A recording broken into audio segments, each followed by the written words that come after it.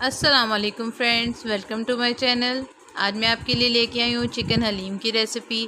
یہ بہت ہی easy recipe ہے اور بہت جلدی تیار ہو جاتی ہے اور سمپل سے انگریڈینٹس ہیں ہمارے پاس، تو اسے بنانا سٹارٹ کرتے ہیں ہم۔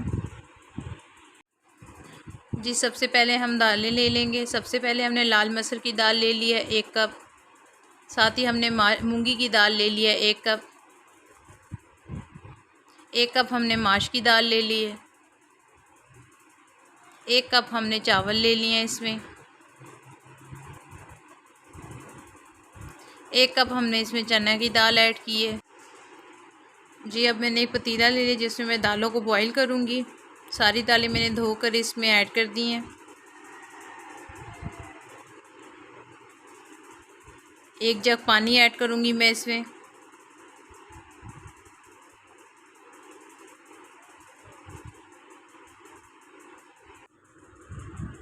ایک چمچ اس میں ہلدی پاؤڈر ایڈ کروں گی۔ 1 چمچ میں اس میں نمک ایڈ کروں گی اور اسے آدھے گھنٹے کے لیے میں بوائل ہونے دوں گی۔ جی یہاں پہ ہم نے کڑھائی لے لی ہے جس میں نے 2 کپ تقریباً آئل ایڈ کی ہے۔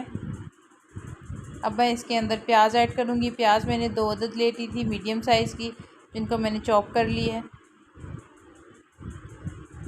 اب میں انہیں ہلکا سرخ کر لوں گی۔ ساتھ ہی میں اس میں چکن کے پیس ایڈ کروں گی۔ چکن کے پیسز آپ بڑے بھی لے سکتے ہیں اور چھوٹے بھی۔ یہاں پہ میں نے بون لیس چکن لیا ہے جو اس میں نے ایڈ کی ہے۔ چکن کو اچھی طرح سے میں فرائی کروں گی پہلے۔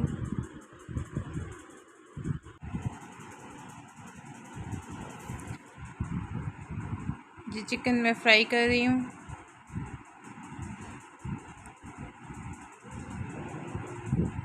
اب اس میں ادرک لہسن کا پیسٹ ایڈ کروں گی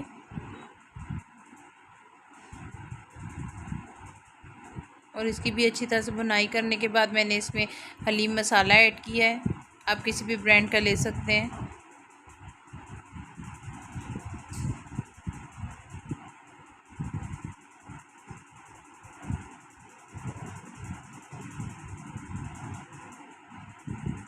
اچھی طرح سے میں چکن کو بھون لوں گی مسالے کے اندر۔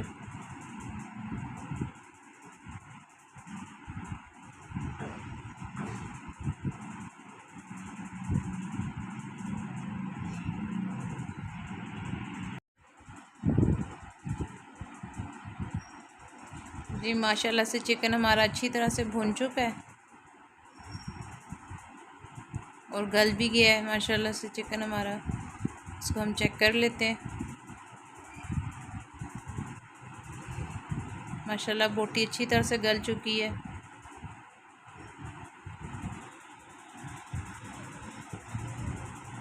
اب ہم چکن کے ریشے کر لیں گے۔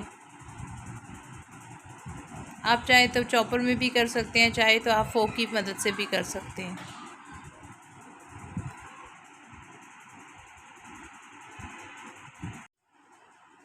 جی یہاں پہ دالیں ہماری اچھی طرح سے بوائل ہو چکی تھی۔ اب ہم انہیں بلینڈر کی مدد سے اچھی طرح سے مکس کر لیں گے۔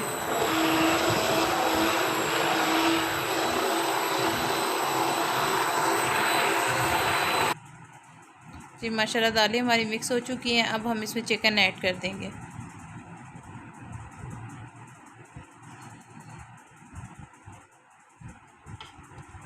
اچھی طرح سے چمچ ہلاتے رہیں گے اور آنچ ہم بالکل سلو رکھیں گے تاکہ ایک دم سے چکن ہمارا جو ہے نیچے لگ نہیں جائے۔ ایک الگ ہم نے پین لے لیا۔ اب اس میں آئل ڈالوں گی اور اس میں پیاز فرائی کروں گی۔ یہاں پہ میں نے 3 عدد پیاز لے لیے میڈیم سائز کے، جنہیں میں نے رفلی چاپ کر لیا تھا۔ اب میں اچھی طرح سے فرائی کروں گی۔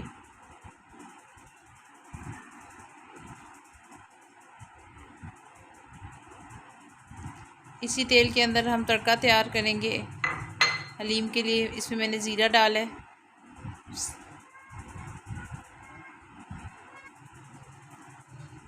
یہ حلیم میں ہم ڈالیں گے۔ حلیم کو ہم نے تڑکا لگا دیا ہے، اب اس کو ہم گارنش کریں گے۔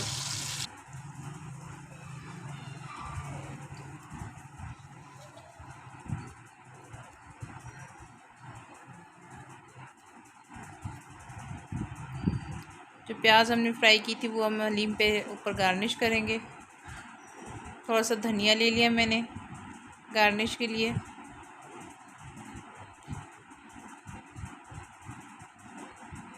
اب ہم آپ کو ڈش آؤٹ کر کے دکھاتے ہیں، اور ساتھ ہی ساتھ اگر آپ ہمارے چینل پر نئے ہیں تو چینل کو سبسکرائب کرنا بالکل نہ بھولیں، اور بیل کا آئیکن ضرور دبائیں تاکہ آنے والا ہر نیا نوٹیفیکیشن آپ کو مل سکے۔ کمنٹ سیکشن میں اپنی رائے کا اظہار ضرور کیا کریں تاکہ ہمیں بھی پتہ چلے کہ ہمارا کام کیسا جا رہا ہے۔ اور کل تک کے لیے اللہ حافظ، پھر ملیں گے نئے دن کے ساتھ، نئی ریسیپی کے ساتھ۔